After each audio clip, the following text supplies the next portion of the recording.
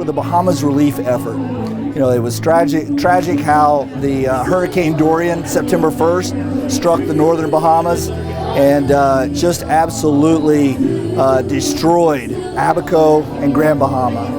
And so our firm does a lot of business down in the Bahamas. We have 2 professional golf tournaments and a college basketball event that we run. And so we wanted to do something here in our community, which has been so good to give back.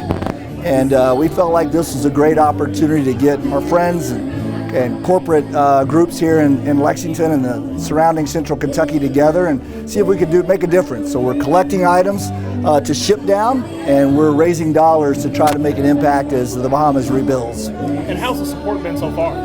Off the charts. First off, we hit all of our college basketball teams across the country that we do business with, along with our professional golf tournament operators like us that are around the country, and boxes of gear, brand new gear, from the Byron Nelson Classic or the Valspar Championship or Seattle University or Iona University have flown in. And so we're loading that up in a tractor trailer right outside, collecting those items. The local lumber companies have donated building supplies that we're putting on the trailers, like 84 Lumber and Mueller Roofing and some other groups. And so tonight, we've got some unbelievable auction items. We hope to raise a lot of money to try to make a difference and help some people out that lost everything. And is there any ways for people to continue to give even after this event? There sure are. We've got donations set up. There's a link on our website, bluegrassforthebahamas.com, and you can click on there and donate a few dollars, and it's all 501c3 based here in the States. You'll get a tax relief letter as well, but that's the best way to go about it. So whether you have ties to the Bahamas, or born and raised in the Bahamas, or just here to support us, I think you'll find our next guest to be enlightening. FaceTiming us from Nassau, we're joined live by Ellie Petitfait, who works at the Abaco Club and has worked for us in some of our other events in the Bahamas. So Ellie, say hello to your friends in Lexington.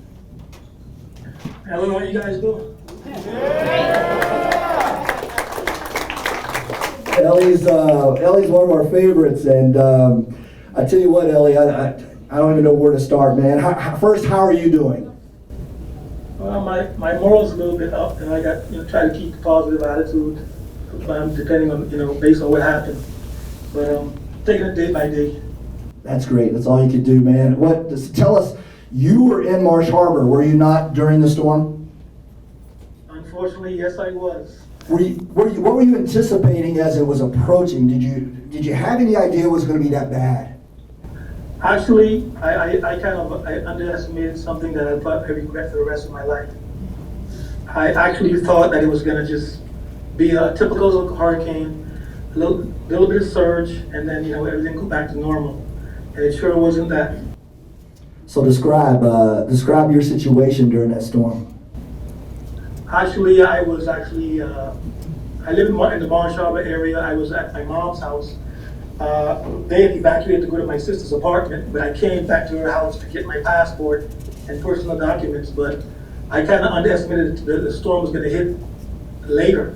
And as I was there, the storm hit and the high winds came, and I think that the water must have rose from 1 feet to 10 feet within 3 minutes. And I literally left the property, but I actually was swimming for my life. And as I was swimming, I got hit by, I don't know what hit me, but something hit me and broke my arm.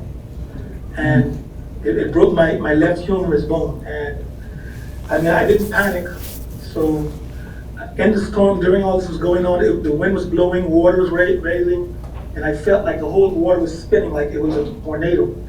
And I seen a big piece of wood that was floating. It looked like a wooden floor of somewhat, and I just grabbed onto it, and I actually hung onto it for about, it must have felt like at least 2 hours. And I literally had to rip my undershirt off to tie my arm up around my neck and do a sling.